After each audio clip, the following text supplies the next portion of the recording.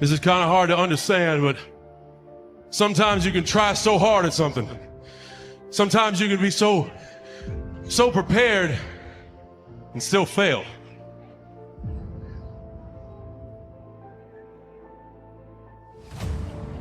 And with every time you fail, it's painful. It causes sadness. And especially as I saw last night, it causes disappointment.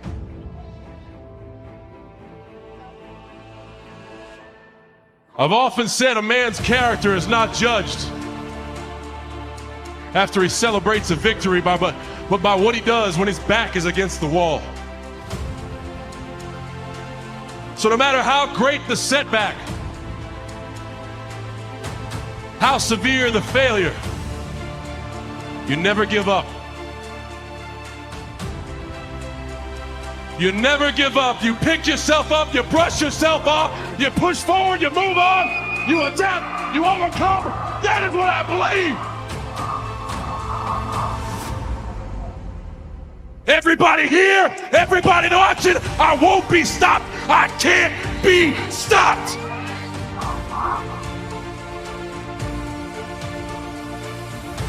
You're either committed or you aren't. You're either willing to do everything it takes, whatever that might be, or you aren't. You either are willing to go through hell and high water and fire and fucking brimstone to get to your goals, or you aren't. And that's why you'll never be what you want to be. That's why you'll never have what you want to have. That's why you will never accomplish what you're all over the place. Success, guys, a very, very lonely road, man. Along that road, you're not going to see too many friends. You're going to see your shadow most often.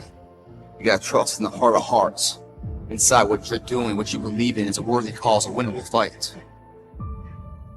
I wish I could tell you you're tired, go take a break. I wish I could tell you tired, rest for a year. I wish I could tell you that it's gonna get easier. I wish I could tell you it's gonna get easier. I wish I could tell you that if you just keep going, it's gonna get lighter. The weight is gonna get light. I wish I could tell you that when you get to the point where enough is enough, when you get to the point where it hurt real bad, when you get to the point when it's over, when they're tired, when they're frustrated, when they're ready to give up, when they spent their last dime, that's when they get started.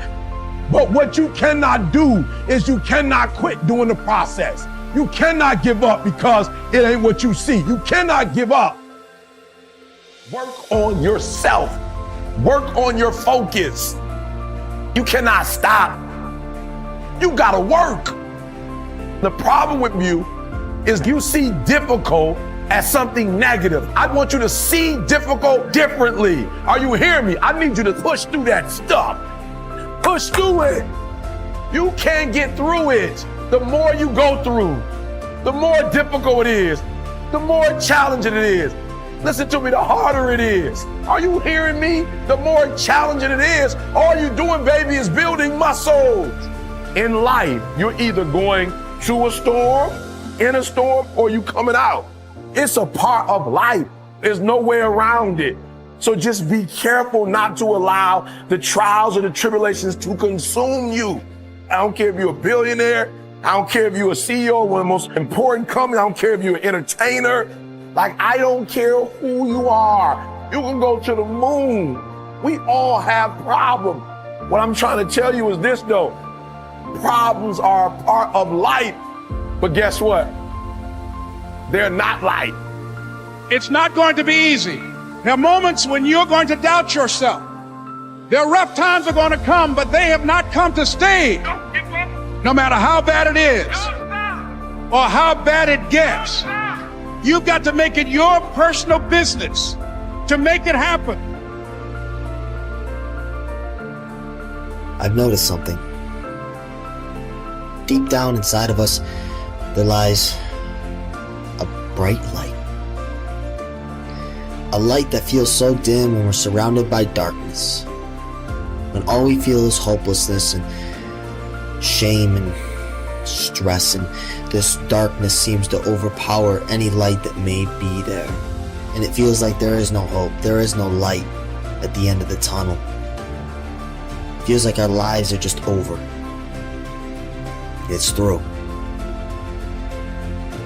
But that's not true.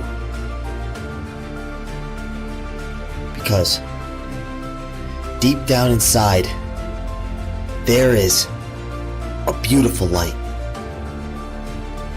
There is a beautiful light that will liberate your mind, that will liberate your free soul, that will take you to a new level in life.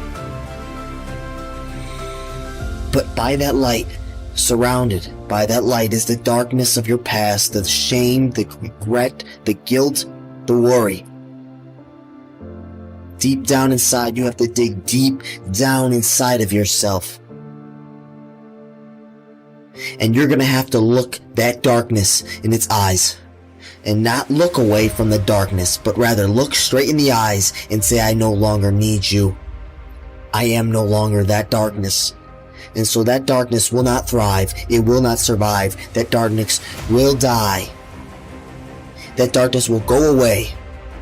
Not because you forced it out, but because you no longer fear the darkness. You let go of the darkness, freeing up space for the light. And when the light gains power, when the light regains its power, it will overpower any darkness that may try to seep into your mind and body and life. It will stride far greater than any darkness has. But you must free yourself from the dark by going deep into the depths of it and understanding it. By not running your entire life from it, but instead, right now, today, tomorrow, soon, look it in the eyes and say, I no longer fear you. I have a life to live. Nothing is hopeless. Nothing is worthless. I am powerful. I am beautiful. I am amazing. And it's time for me to start believing it. No longer do I want to stay in the same routine, stay in the same mindset, the same conditioned mind. I want to release the power of my mind. I want to dive deep into the depths of the light, into the depths of inner peace, into the depths of joy and happiness and the state of being, not into the depths of worry and stress and depression and anxiety and shame and guilt, but stay away, not because I'm scared of it, but because I'm free from it, because I no longer need it, because I have one life and I'm going to live it to my fullest ability.